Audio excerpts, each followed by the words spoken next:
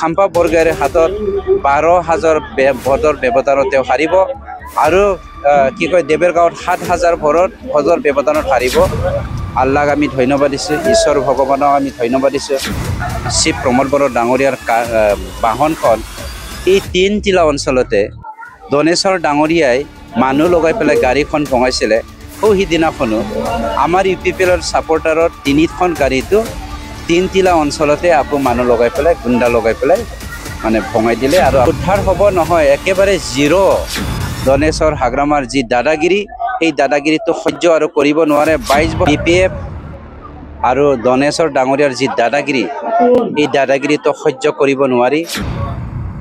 কি ক'ব আজি যিহেতু জৈনিক তিনটিলা অঞ্চলৰ আজি আমাৰ এজন বিশ্বাসী ব্যক্তি হাছান আলী ডাঙৰীয়াৰ ঘৰত তেখেতে স্বইচ্ছাৰে BPF আৰু দনেশ্বৰ ডাঙৰীয়াৰ যি দাদাগিৰি, এই দাদাগিৰিটো সহ্য কৰিব নোৱাৰি আজি স্বইচ্ছাৰে তেখেতৰ ঘৰৰ পৰিয়ালৰে 50 জন সদস্যই আমাৰ UPPL দলত যোগদান হৈছে।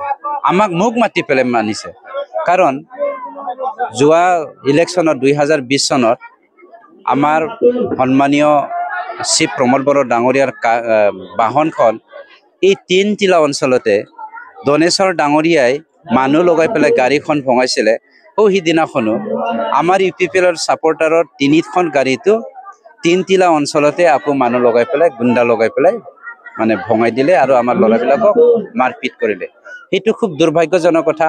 মানে কথাটো এটাই, তিনটিলা অঞ্চলৰ পৰাই আমাৰ ভয় লাগিছিলে। আমি প্ৰশাসনক ধন্যবাদ দিছোঁ, কিয়নো প্ৰশাসনৰ প্ৰচেষ্টাত BPFৰ যি চিন্তাধাৰা সেইটো আমি আঁতৰাবলৈ সক্ষম হৈছোঁ। এই তিনটিলা অঞ্চলৰ পৰাই আকৌ বড়ো অনাবড়ো আমাৰ মাজত কিবা এটা চিন্তাধাৰাটো বেয়া কৰিবলৈ বিচাৰিছিলে নেকি তো আমি ধাৰণা কৰিছিলোঁ।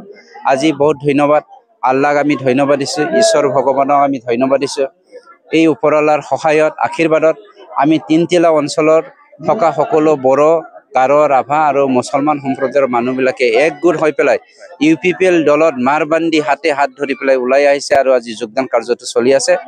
অৰ্থাৎ এটা কথাটো স্পষ্ট, এই BTC অঞ্চলত থকা হিন্দুৱে হওক বা মুছলমানে হওক 35,84,000 ভাৰতীয় নাগৰিকে শান্তি বিচাৰে। দনেশ্বৰ হাগ্ৰামাৰ যি দাদাগিৰি, এই দাদাগিৰিটো সহ্য আৰু কৰিব নোৱাৰে। 22 বছৰ বাট চাইছে শুধৰাব নেকি, কিন্তু তেওঁলোকৰ চৰিত্ৰটো তেওঁলোকে শুধৰাই লোৱা নাই। ইয়াৰ পৰা মুক্ত পাবৰ কাৰণে, সেই পাবৰ পৰা প্ৰায়শ্চিত পাবৰ কাৰণে আজি তিনটিলা অঞ্চলৰ মানুহে জনসাধাৰণে ওলাই আহিছে। তিনটিলা আৰু বাওকুংগুৰিয়ে যোৱা মানে 22 বছৰৰ যিটো বা 20 বছৰ BPFৰ হাতত আছিল, এবাৰ উদ্ধাৰ হ'ব বুলি ভাবে? উদ্ধাৰ হ'ব নহয়, একেবাৰে জিৰ'।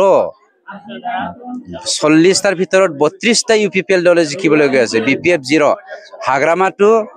হাগ্ৰামা 14 নং চিৰাংদুৱাৰটো মোৰ সমষ্টি আছিল, যিটো সমষ্টি মই আমাৰ খাম্পাদাক চেক্ৰিফাইচ কৰিছোঁ, কিয়নো তেওঁ এজন জ্যেষ্ঠ নেতা, খুব মেৰিট আৰু খুব টেলেণ্টেড আৰু খুব অনেষ্ট নেতা। তাৰ কাৰণে এখেতক মই হাইকমাণ্ডৰ নিৰ্দেশ মৰ্মে মই চেক্ৰিফাইচ কৰিছোঁ। এই আমাৰ 14 নং চিৰাংদুৱাৰৰ আমাৰ সন্মানীয় খাম্পা বৰগাঁৱৰ হাতত 12,000 ভোটৰ ব্যৱধানত তেওঁ হাৰিব আৰু কি কয় দেবেৰগাঁৱত 7,000 ভোটৰ ব্যৱধানত হাৰিব খাম্পা ডাঙৰীয়াৰ লগত।